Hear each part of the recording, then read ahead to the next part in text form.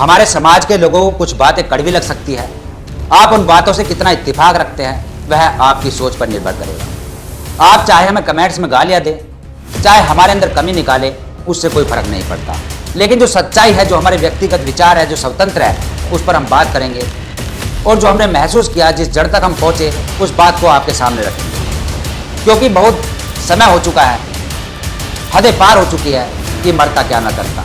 जब सर के ऊपर पानी पहुंच जाता है तो उस वक्त व्यक्ति यदि अंधकार में है, यदि उस समस्या के समाधान तक नहीं पहुंच रहा, जड़ तक नहीं पहुंच रहा, तो समझो वह पशु समान है। यदि हम इंसान हैं तो इंसान होने का उदाहरण पेश करना चाहिए, इंसान होने का सबूत देना चाहिए, जो कि हम आपके सामने रखने वाले हैं। वीडियो को पूरी देखिएगा और इस वीडियो से आपकी जो भी समझ में आए या जो भी आप अपनी प्रतिक्रिया देना चाहे, वह भी प्रतिक्रिया साथ के साथ देते रहना। क्योंकि बहुत गंभीर बात हम आज आपके सामने लेकर आए हैं, बहुत गंभीर, और यह बात आज के समय में आप लोगों तक पहुंचानी बहुत जरूरी है। यदि आपको हमारी बात समझ में आए या कुछ लगे कि हाँ, हमें थोड़ा बहुत बारीकी से हम इस बात को लेकर आए, अनुभव है, तो इस वीडियो को शेयर भी करना और लोगों तक भी पहुंचाना। क्योंकि हमारा जो ये कार्य है न्यूज़ फील्ड का, 3D एनिमेशन, जो भी हमने आज तक सीखा, उसका हमारा केवल ये नहीं रहा पेशा कि हम केवल कमाई करें, उसके साथ साथ हमारा यह भी रहा कि जागरूक भी करें, सुधार करें। इसलिए हमने टीम सुधार बनाया कि समय समय पर समाज को आईना दिखाते रहे और समाज के अंदर जो खामियां है उसकी जड़ तक पहुंचे और बेधड़क होकर पहुंचे, किसी की परवाह किए बगैर। क्या नुकसान है, क्या नफा है। नफा नुकसान वह व्यक्ति समझता है जो राजनेता होता है, जिसको राजनीति करनी है। हम स्वतंत्र हैं, हमें कोई राजनीति से कोई लालच नहीं, ना ही हम कोई नेता है। हम अपनी बात को, अपनी जो मन के अंदर बात होती है, विचार होती है, उनको सच्चे ढंग से स्पष्ट करते हैं, सच्चाई को उजागर करते हैं, अपनी बात को दफन नहीं करते, अपनी बात को बेधड़क होकर, बेहिचक होकर दर्शकों तक लेकर जाने की पूरा प्रयास करते हैं। और वही हम इस वीडियो के अंदर आपको बताना चाहेंगे। पूरा देखिएगा और शेयर भी करिएगा।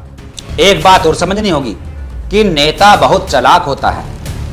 वह गालियां भी सहन करने की अपने अंदर सहन शक्ति रखता है और वह वहां तक जा सकता है, वहां तक गिर सकता है जहां आप कभी सोच भी नहीं सकते। चाहे किसी भी दल का नेता हो, नेता वही बनता है जिसके अंदर चालाकी के गुण हो, जिसके अंदर माहौल को भांपने की शक्ति हो, वही नेता बनता है। और इसलिए नेताओं से सावधान रहना बहुत जरूरी है। नेताओं की नीयत साफ है या नहीं है, वह आपकी सोच पर डिपेंड करता है कि आप क्या चाहते हैं और नेता क्या चाहता है। क्योंकि नेता वहीं वार करता है, नेता उसी पॉइंट को पकड़ता है, उसी जख्म को पकड़ता है जिससे आपको कोई लाभ होना हो। वह कमजोरी ढूंढता है। और नेता अक्सर, जो हमने देखा कि कोई भी नेता की नेतागिरी तब तक चलेगी जब तक आप अज्ञानता में रहोगे, जब तक आपको इंसानियत होने का अपने अंदर हुनर नहीं पता चलेगा कि आप इंसान है भी या नहीं। क्योंकि जो पशु के समान होता है वही दूसरों का सहारा लेता है, और लेना पड़ता भी है क्योंकि समाज में रहना है। और वहीं हम यहाँ पर एक बात और रखेंगे कि जो नेता होता है वह एक गुप्त होता है, अपने राज को अपने अंदर समा कर रखता है। क्या चल रहा है, आपसे सौदा कर लिया, दूसरे से सौदा कर लिया, आपका भी भला बन गया, दूसरे का भला बन गया, दलाली कर ली। इस प्रकार की बातें भी होती हैं नेताओं के अंदर, जो हमने देखा, परखा, चाहे कोई भी किसी भी दल का नेता हो। और आज के समय में नेताओं का काम है जनता को मूर्ख बनाना। ऐसी ऐसी चीजें ढूंढते हैं कि जनता की जरूरत क्या है, जनता को क्या पसंद है, जनता की क्या डिमांड है, जनता क्या मांगती है, क्या चाहती है, और वहीं पैंतरा चलते हैं। जनता को यदि धर्म पसंद है, जनता को यदि पत्थर के देवी देवता पसंद है, तो नेता उसी पर अपना जो राजनीति है वह चलाएगा, उसी को भुनाएगा। ये भी हमने देखा। नेता को रोजगार पसंद है, नेताओं को क्या चीज़ पसंद है और जिसमें दिक्कत ना आए उस चीज़ को ढूंढता है। शॉर्टकट रास्ते भी अपनाते हैं नेता लोग। इस बात को भी हमें ध्यान से समझना होगा। और ये बात हम अपने दिल की, अपनी जो हमने अनुभव किया, जो हमने महसूस किया, उसके ऊपर डिपेंड कर रहे हैं, बिल्कुल शून्य बनकर, निस्वार्थ बनकर। क्योंकि हमें कोई लालच नहीं है, ना ही हम नेता है और ना ही हम नेता बनना चाहेंगे। क्योंकि हम केवल अपनी बात को स्वतंत्र तरीके से रखने वाले एक एक्टिविस्ट व जर्नलिस्ट है। और इसलिए हम बेधड़क होकर नेताओं के ऊपर या जो कमियां हैं सरकार की इस देश के अंदर उनके ऊपर फोकस कर रहे हैं, आपको समझाने का प्रयास कर रहे हैं। समझना आपके ऊपर है, कितना समझ पाओगे कितना नहीं। समाज के लोगों सावधान हो जाओ, अभी भी वक्त है। ये शोषण के ऊपर राजनीति होती है, सुर्खियाँ बनती है, अखबारों में छपती है, सोशल मीडिया पर वायरल होती है। इन चीज़ों से छुटकारा नहीं मिलेगा। इसका यह समाधान नहीं है। समाधान वह है जिस पर हम बात करेंगे, जड़ तक हम पहुंचने का प्रयास करेंगे, आपको समझाने का प्रयास करेंगे। यही हमारा उद्देश्य है।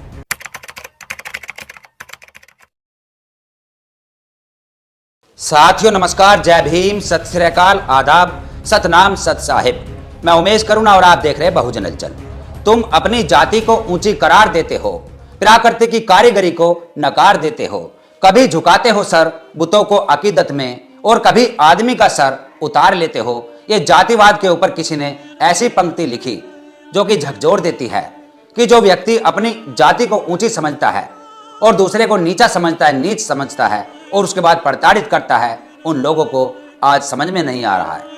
उत्तर प्रदेश के मेरठ जिले की सरदना विधानसभा के कपसाड़ गांव में जो दर्दनाक हादसा हुआ, एक बड़ी घटना हुई जिसमें एक दलित महिला को मौत के घाट उतार दिया गया, उसकी हत्या कर दी गई, वहीं उसकी बेटी का अपहरण कर लिया गया, रूबी उसका नाम। पूरे देश के अंदर सियासत गरमाने लगी, नेताओं का घटना स्थल पर आवागमन लगा रहा, पूरे गांव के अंदर छावनी में तब्दील कर दिया गया। और उसके बाद आज जो कि लड़के को बरामद किया गया, उन आरोपियों को बरामद किया गया था कल, वह लड़की रूबी भी बरामद की गई और आरोपी के आज बयान हुए, कोर्ट में पेश किया गया, जो कि इसको प्रेम कथा यानी प्रेम कहानी से जोड़कर बताया जा रहा है। वहीं कल उस रूबी युवती के बयान होंगे, उसके बाद इसके अंदर क्या मोड़ आएगा वह कल आप सभी के सामने होगा। हम इसके ऊपर अपना व्यक्तिगत विश्लेषण करेंगे, जो कि हमारा कुछ अनुभव है। बात कुछ कड़वी लग सकती है, इस वीडियो को आप पूरी देखें और पूरी सुने, तब इसके ऊपर अपनी प्रतिक्रिया दें। बात थोड़ी कड़वी लग सकती है समाज के लोगों को। आप इस बात से क्या इत्तेफाक रखते हैं, यह आपकी सोच के ऊपर डिपेंड करता है कि आप इसको कितनी गहराई से सोचेंगे। आपको हम बता दें कि ऐसी घटना कोई पहली नहीं हुई, इससे पहले भी ऐसी घटनाएं हम बहुत समय से देखते आ रहे हैं। चाहे मनीषा वाल्मीकि का कांड हो, उससे पहले ऐसे दर्जनों जो कि हर महीने ऐसे कांड होते हैं, और उसके बाद यह सिलसिला नहीं रुकता। क्यों नहीं रुकता, इस जड़ पर हम पहुंचने का आज प्रयास करेंगे। जो कि लोग राजनीति करते हैं, बड़े बड़े नेता पहुंचते हैं घटना स्थल पर, राजनीति रोटियां सेकते हैं, गिद्धों की तरह, जैसे गिद्ध होता है वह लाश के ऊपर मंडराता रहता है। और ऐसे ही राजनेताओं को ऐसे मुद्दे चाहिए, क्योंकि इन्हीं मुद्दों से नेताओं की सियासत गरमाती है। यह भी आपने कल देखा होगा, जिसमें कि सभी पार्टियों के नेता वहां पर अपनी राजनीति रोटियां सेकने गए, संगठन भी पहुंचे, हालांकि संतावना देने गए, ये बात कही जाती है। संतावना के साथ साथ काफिला ले जाकर और राजनीति करना, ये शर्मसार कर देती है बातें।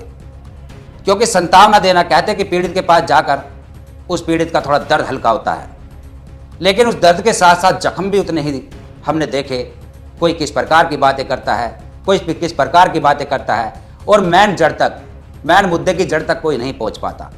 हम उस जड़ तक पहुंचने का प्रयास करेंगे। वीडियो को आप पूरी देखिएगा, क्योंकि हमें मीडिया फील्ड में जो अनुभव हुआ, हमने बहुत सी ऐसी घटनाओं के ऊपर जो रिसर्च किया, जो उन घटनाओं को बारीकी से देखा, उस आधार पर और अपना जो व्यक्तिगत हमारे जीवन से जुड़ा हुआ जो अनुभव है, उसके ऊपर हम आपको लेकर चलेंगे। जैसे कि हमने देखा कि जो समाज कमज़ोर होता है और वह गांवों में होता है, तो उसको अक्सर प्रताड़ित करते रहे हैं कुछ चंद मुट्ठी भर ऊंची जाति का अपने आप को कहने वाले लोग। चाहे किसी भी प्रकार से प्रताड़ित हुए, वह प्रताड़ित जरूर हुए। और उसी कड़ी में यदि हम उन ग्रामीणों की समस्या समझे, तो उस समस्या का समाधान भी यहाँ से हो सकता है, क्योंकि समाधान तक पहुँचना बहुत जरूरी होता है। बुद्ध ने भी कहा है, कबीर ने भी कहा, संत शिरोमणि रविदास जी ने भी कहा, तमाम महापुरुषों ने कहा कि बात की जड़ तक पहुँचे, दुख का कारण है, कारण का निवारण ढूंढे, तो वह दुख समाप्त हो सकता है। असली दुख यहाँ पर यह है कि कमज़ोर, गरीब, असहाय होना, अपने आप को कमज़ोर समझना। और ये बात सच्चाई भी है। जिसके पास धन नहीं होता, उसकी बुद्धि भी काम नहीं करती। महात्मा ज्योतिबा फूले ने यही लिखा कि जिसके पास शिक्षा नहीं होती उसकी मति जाती है, जिसके पास मति नहीं होती उसकी गति जाती है, और जिसके पास गति नहीं होती उसका वित्त जाता है, यानी उसका जो बिजनेस होता है वह खत्म हो जाता है, उसका वित्त रुपया पैसा सब समाप्त हो जाता है, उसका अस्तित्व ही मिट जाता है। और उस चीज़ का फायदा उठाते हैं दबंग लोग, अपना वर्चस्व ऊंचा रखने वाले लोग, चाहे किसी भी जाति के हो, किसी भी धर्म के हो। इसका समाधान सीधा सीधा यह है जो कि हमने अपना व्यक्तिगत अनुभव बताएंगे। जो लोग गांव में रहते हैं, भूमिहीन हैं, जिनके पास भूमि नहीं है, खेत खलियान नहीं है, मजदूरी करते हैं, दूसरे लोगों के खेतों में जाकर पालन पोषण करते हैं, उन लोगों को क्या मजबूरी है कि गांव में रह रहे हैं? तो ये गांव से शहर की तरफ निकले और स्वाभिमान से जीना सीखे, अपने बच्चों की पढ़ाई लिखाई कराएं, क्योंकि गांव में भी मजदूरी करनी है और शहर में भी मजदूरी करनी है। उस गांव की मजदूरी से अच्छा है शहर की मजदूरी, वहां पर आप संपन्न हो सकते हैं। इसका जीता जागता एग्जाम्पल हमारे जीवन से जुड़ा हुआ हम आपको बताएं कि हमारे पिताजी सन 86 में 1986 में गांव छोड़कर मेरठ शहर में आ गए थे, कस्बे में आ गए थे। और वह तो आए अपने साथ अपने भाइयों को, यानी हमारे चाचाओं को और रिश्तेदारों को भी वह गांव से लेकर आए, और लोगों को भी उन्होंने समझाने का प्रयास किया। जिनकी समझ में आया, ऐसे सैकड़ों परिवार गांव से पलायन कर कर शहर में आए। हमारे आसपास में बसे एक मोहल्ला हमारे गांव वालों का यहाँ पर बसा, और ऐसे और भी अन्य लोग हैं जो कि गांव से आए, कोई रोजगार की तलाश में आए, कोई प्रताड़ना से दुखी होकर आए, और उन्होंने बहुत अच्छा किया, क्योंकि वह लोग आज संपन्न हो गए हैं शहर में आकर। चाहे बेशक उन्होंने मजदूरी की, लेकिन स्वाभिमान से वह अपना जीवन व्यतीत करे। यदि हमारे पिताजी आज शहर की ओर नहीं आते तो शायद हम भी गांव के अंदर आज खेत खलिहानों में काम कर रहे होते, आज आपके सामने बोल नहीं रहे होते। आज यह जो हमने पढ़ाई लिखाई की, जो आज हमें अनुभव हुआ, शायद यह भी ना होता। और ऐसे ही अन्य परिवार और भी हमारे जो कि संपन्न हो गए, मजबूत हो गए, हर प्रकार से मुंह तोड़ जवाब देना जानते हैं। और राजनेताओं के चक्कर में जो ये इस प्रकार की घटनाएं होती है, उनमें लोग पड़ जाते हैं, उनका शिकार हो जाते हैं, लेकिन वह कभी ऐसी बातें नहीं बताते, बात का समाधान नहीं करते। जो दर्द होता है, जो जख्म होता है, उस पर और नमक डालने का काम करते रहे हैं, जो कि हमने अक्सर कई ऐसी घटनाओं में देखा। यानी ऐसे बहुत से नेता हैं जो कि हमारे आसपास के हैं, हमने देखा घटनाओं पर जाते हैं, भड़काऊ भाषण दे देते हैं, कुछ इस प्रकार की बातें करते हैं, आरोप प्रत्यारोप करते हैं पक्ष विपक्ष के लोग, और उसी में उलझा देते हैं समाज को। कुछ मुआवजा दिला देते हैं, कुछ आर्थिक मदद कर देते हैं, लेकिन समाधान फिर भी नहीं होता। इस प्रकार का समाधान नहीं करते, उन लोगों को समझाते नहीं हैं। अरे जब तुम्हारे पास गांव में खेत खलिहान नहीं है, आप भूमिहीन हो, तो गांव से शहर की ओर पलायन करो, शहरों में जाओ, संपन्न हो, बच्चों को पढ़ाओ लिखाओ। मजदूरी वहाँ भी करनी है, मजदूरी आप शहर में भी कर सकते हैं, और शहर में मजदूरी से अलावा फैक्ट्रियाँ भी हैं, और ऐसे रोजगार भी मिल जाते हैं। यदि आप चाट का ठेला लगाओगे या आप मोची की दुकान करोगे, कुछ भी कार्य करोगे, तो आप स्वाभिमान से जी सकोगे, एक ऐसा अपना जीवन व्यतीत कर सकोगे कि आप ऐसी प्रताड़ना का शिकार नहीं हो पाओगे। इस प्रकार की भी हमारा विश्लेषण है। और इसके अलावा जो हमने देखा कि जो लोग अपना स्वाभिमान, अपना मान सम्मान प्रतिष्ठा गंवा देते हैं, तो उनको कितना भी फोर्स कर लो, कितना भी समझा लो, वह कभी ऊपर नहीं उठ पाते हैं। हमने देखा कि गांवों के अंदर, चाहे शहरों के अंदर, उंगली पकड़कर गट्टा पकड़ना, ये कहावत हमने सुनी है कि जो प्रताड़ित करते हैं, जो लोग अपने आप को दबंग समझते, दबंग प्रवृत्ति का समझते हैं, किसी की इतनी मजाल नहीं, किसी की इतनी हिम्मत नहीं कि हमारी गैर मर्जी के कोई हमारा शोषण कर दे या हमारे ऊपर कोई उंगली उठा दे। सबसे पहले भेद लिया जाता है, साम दाम दंड भेद, उसके बाद कमजोरी ली जाती है, और उसके बाद उंगली पकड़कर गर्दन पकड़ने वाली बात यहाँ पर स्पष्ट हो जाती है। क्योंकि यदि हम महिलाओं के उत्पीड़न की बात कहें, महिलाओं को आप घर से बाहर निकालेंगे, मजबूरी में निकालनी पड़ती है, काम काज के लिए, खेतों में काम करने के लिए, और उसके बाद वहाँ पर ये सिलसिला शुरू होता है, शुरुआत होती है उंगली पकड़कर गट्टा पकड़ने वाली बात। जो गांव के दबंग प्रवृत्ति के, गंदी मानसिकता के लोग होते हैं, वह गंदी मजाक करते हैं, और उस मजाक में भी एक ऐसा वह ढूंढते हैं किलू कि मजाक की मजाक हो जाए, और यदि बुरा लग जाए तो उसको किस तरीके से मोड़ दिया जाए। जैसे कि एक कहावत हम आपको बताएं कि एक महिला या कोई लड़की युवती खेतों में गई काम करने, कोठियों में काम करने गई, और जो गंदी मानसिकता का व्यक्ति होगा, यदि खेतों में काम करने गई कोई युवती, तो उससे कहेगा, एक कहावत के आधार पर हम उदाहरण बताएंगे आपको, कि अरे गंडा ले ले, गंडा चूस ले, इस प्रकार की बात। गन्ने को गंडा कहते हैं गाँव में कुछ लोग। और वह लड़की यदि मुस्कुरा गई, हंस पड़ी, तो वह उसने समझो उसकी कमजोरी ले ली। और यदि उसने कोई पलटकर जवाब दिया तो कहेगा कि मैं तो ये कह रहा हूँ कि गन्ना चूस ले, गन्ने बहुत मीठे हैं, इस प्रकार से बात को घुमा देगा। यानी कि वह लोग जानते हैं, सातिर होते हैं, किस प्रकार से कमजोरी ली जाए और फिर किस प्रकार से शोषण किया जाए, उत्पीड़न किया जाए। और इसी प्रकार पुरुषों पर भी लागू होती है। पहले तमीज़ से बात करते हैं, भाई साहब कहकर बात करते हैं, उसके बाद फिर तू पर आ जाते हैं, तू के बाद गाली गलौज पर आ जाते हैं। यदि उसी समय सतर्क हो जाए कि जब गन्ना चूसने की बात कही थी, उसी समय मुंह तोड़ जवाब दिया जाता। यदि जब जिस समय भाई साहब कह रहे थे, सर कह रहे थे, और उसके बाद तू पर आए, फिर गाली पाए, यदि शुरुआत में ही जब उंगली पकड़ने की कोशिश की थी तभी सतर्क होकर मुंह तोड़ जवाब दिया जाता, तो वह गाली गलौज पर नहीं आते, तू तड़ाक पर नहीं आते। हमने गांव में अक्सर यह भी देखा कि जो लोग मानसिक रूप से गुलाम बना लिए गए सदियों से, क्योंकि ये एक दिन की गुलामी नहीं है, उन लोगों के साथ क्या हुआ कि बड़े लोग आ रहे हैं, नीचे मुँह कर लो, नीचे सिर कर लो, इनके लिए खटिया छोड़ दो, नीचे बैठ जाओ। ये शुरुआत होती है उंगली पकड़ने की, दहशत फैला दी जाती है, फिर उसका लोगों को आदत डाल दी जाती है, और उस आदत के बेस पर एक परंपरा बन जाती है जिसको लोग ढोते हैं। यह भी हमने देखा। इसका समाधान सीधा सीधा यह है कि यदि गाँव में आपके पास खेती खलिहान नहीं है, आप भूमिहीन है, तो शहर की तरफ जाए। और यदि आपके पास भूमि है भी, खेत खलिहान है भी, तो उसके साथ साथ आपको लेकर कृषि से संबंधित एक एक सामग्री अपनी खुद की होनी चाहिए। इतने संपन्न बनो कि किसी से लेने की जरूरत न पड़े। फावड़ा, खुरपा या और अन्य सामग्री, दराती, एग्रीकल्चर के सामान, संसाधन, ट्रैक्टर, ट्रॉली, ये सब चीज़ें अपने समाज के पास होनी चाहिए। तब आप संपन्न कहलाओगे, तब आप मुंह तोड़ जवाब देना सीखोगे।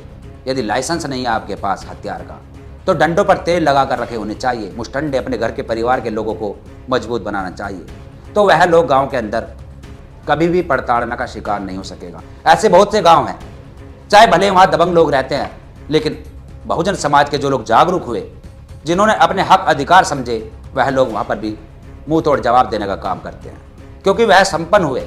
उन्होंने सब चीज़ें अपनी खुद पैदा की, खुरपे से लेकर दराती, चाहे जो भी संसाधन होते सब उन्होंने अपने खुद बनाए।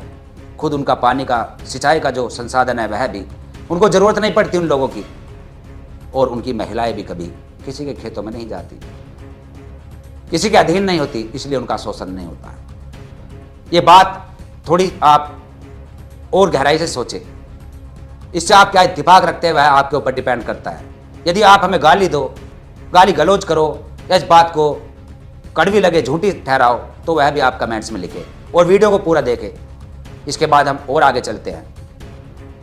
नेता अपने समाज के हो या अन्य समाज के हो, उनका जो पेशा है, जो उनका कार्य है, वह है राजनीति करना। और यदि यह लोग संपन्न हो गए, जो आज प्रताड़ना का शिकार हो रहे हैं, तो उनकी राजनीति बंद हो जाएगी उसी दिन से। ये सच्चाई है। राजनीति टिकी हुई है तब तक जब तक मानसिक रूप से आप गुलाम हैं, आप शिक्षित नहीं हैं, अच्छे बुरे की परख नहीं जानते हैं। उस चीज़ के ऊपर राजनीति डिपेंड है आज के समय में। और जब जब लोग संपन्न होते रहे, आगे बढ़ते रहे, शिक्षित होते रहे, तब तक राजनीति में मोड़ आते रहे। कोई किसी का गुलाम नहीं होता। गुलाम होते हैं वह लोग जो कि मानसिक रूप से गुलाम बनाए गए, जिनको अच्छे बुरे की परख नहीं होती, सोचने समझने की उनके अंदर शक्ति नहीं होती, उनका फ़ायदा उठाया जाता है। इस चीज़ से भी हमने यह सीखा, ये हमारा अनुभव है कि राजनीति जो डिपेंड है आज, वह है हमारी अज्ञानता के कारण। जब हमें ज्ञान होता है तब हम नेताओं को भी मुंह तोड़ जवाब देना जानते हैं। रो रहे हैं, गिड़गिड़ा रहे हैं, सोचते हैं कि कोई आए हमारी मदद करे। कब तक आएगा कोई? गांव में यदि आप इसी प्रकार या कहीं भी इसी प्रकार पिटते रहोगे, शोषण होता रहेगा, तो कौन कब तक आएगा? हमेशा नहीं आएगा। लड़ाई खुद लड़नी सीखनी होगी, ये भी बात है। और उन नेताओं को हम इसलिए टारगेट कर रहे हैं क्योंकि उन नेताओं का भी फर्ज बनता है कि समाज को मोटिवेट करे, समाज को समझाए कि इसका समाधान क्या है। हमने अक्सर देखा, लोग कहते हैं कि कब रुकेंगे ये शोषण, कब तक होता रहेगा ये ऐसा हमारे साथ, ये तो रुकने का नाम नहीं ले रहा। सोचो, गहराई तक जाओ, क्योंकि ये हमारी जो वीडियो बनाने का मकसद है ये इसलिए है क्योंकि जो अपना अनुभव है खुद का, या जो हमने देखा, समाज के बीच में हम रहते हैं, समाज के उतार चढ़ाव हम देखते हैं, इस कार्य से अलावा भी समाज को समय भी देते हैं, बड़े बुजुर्गों में बैठते हैं, चर्चाएं होती है।